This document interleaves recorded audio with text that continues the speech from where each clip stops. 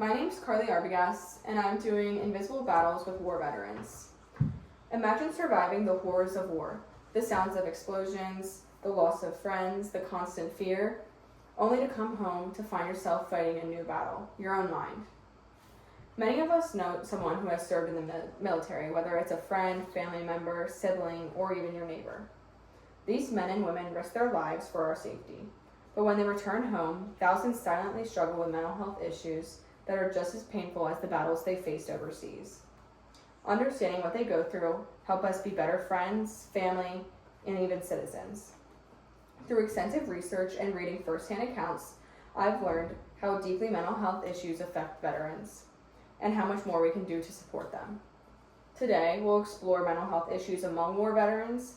First, how these challenges have been recognized throughout history. Second, the current state of veterans' mental health. And finally, what the future and care and support may look like. During World War I, soldiers returning home often experienced what doctors called shell shock. At the time, no one fully understood what was happening.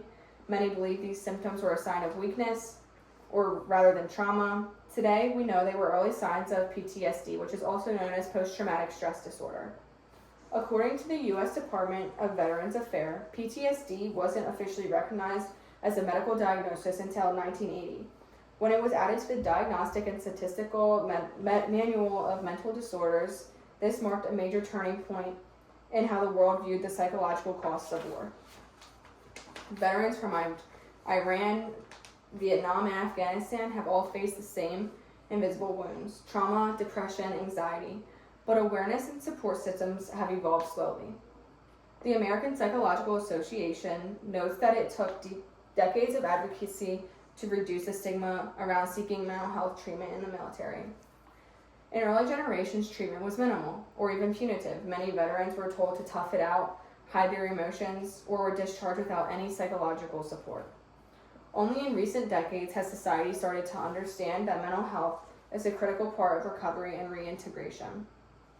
Now that we've seen how veterans' mental issues were historically misunderstood, let's look at what the situation looks like today.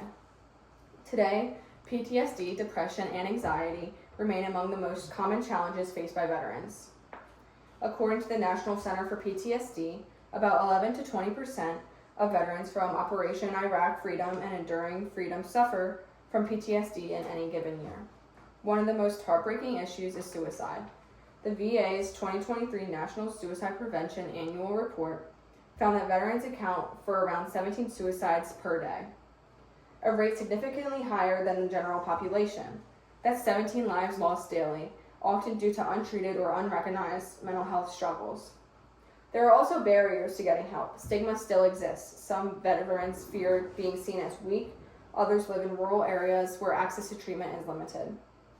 And many struggle to adjust to civilian life, feeling disconnected or misunderstood. Another major issue affecting veterans' mental health is the difficulty of transitioning back into civilian society. Many service members return home to find that their military experiences has changed how they view life.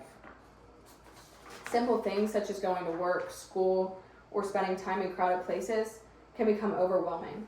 According to the American Journal of Public Health, nearly 44% of veterans say they struggle to find a sense of purpose or belonging after leaving the military.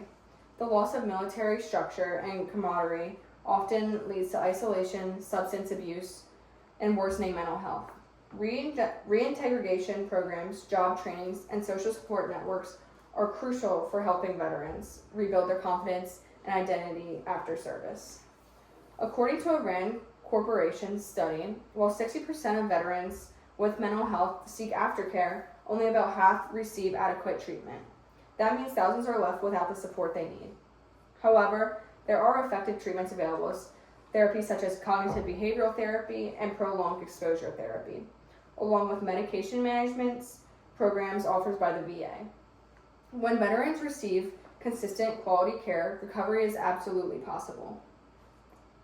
Now that we've covered the current challenges and available treatments, let's look towards the future and the progress being made to improve veterans' mental health care.